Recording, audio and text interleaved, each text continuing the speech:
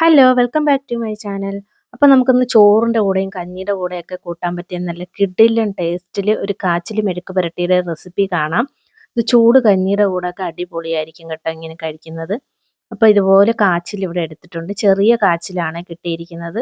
അപ്പോൾ ഇതിൻ്റെ തൊലിയൊക്കെ കളഞ്ഞ് നല്ലതുപോലെ കഴുകിയെടുക്കണം. അപ്പോൾ ഇതിൻ്റെ തൊലിയൊക്കെ ഇവിടെ നല്ലതുപോലെ ചെത്തി കൊടുക്കുകയാണ്.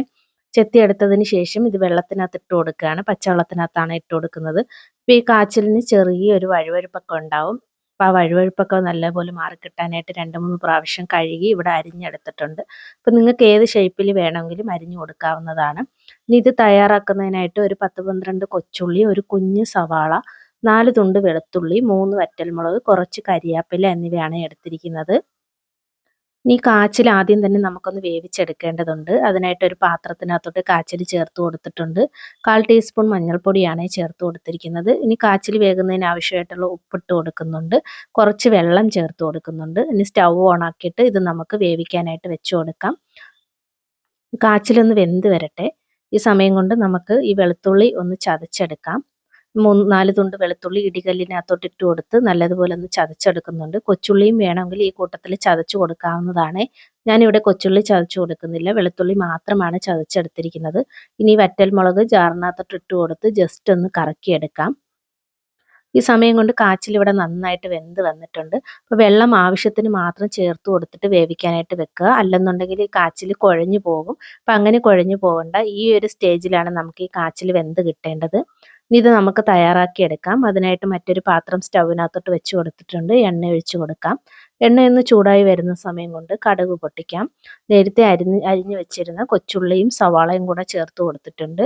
ആ ചതച്ച് വെച്ചിരുന്ന വെളുത്തുള്ളിയും കൂടെ ഇതിൻ്റെ കൂട്ടത്തിൽ ചേർത്ത് കൊടുക്കുകയാണ്. ഇനി പച്ചമണമൊക്കെ മാറിക്കിട്ടുന്നതിനായിട്ട് നല്ലതുപോലെ ഒന്ന് എണ്ണയിലൊന്ന് മൂപ്പിച്ചെടുക്കാം. നല്ലതുപോലെ വഴറ്റിയെടുക്കാം.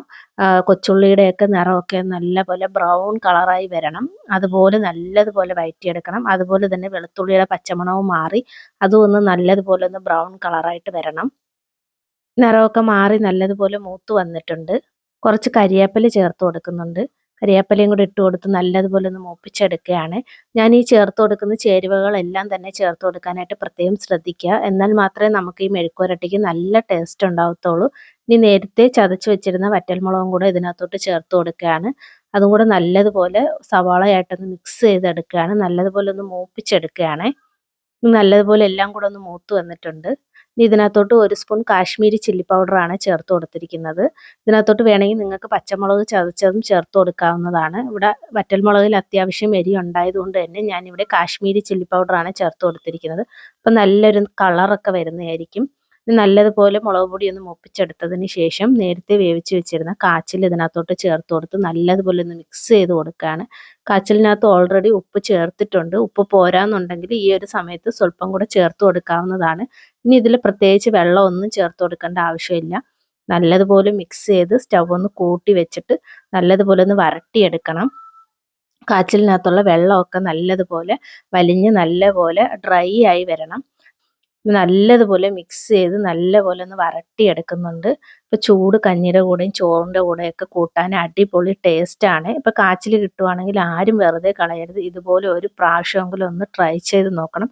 വീഡിയോ ഇഷ്ടപ്പെടുവാണെങ്കിൽ ലൈക്ക് ചെയ്ത് സബ്സ്ക്രൈബ് ചെയ്ത് ചാനലൊന്ന് സപ്പോർട്ട് ചെയ്തേക്കണേ. അപ്പോൾ അത്രയേ ഉള്ളൂ. ടാറ്റാ.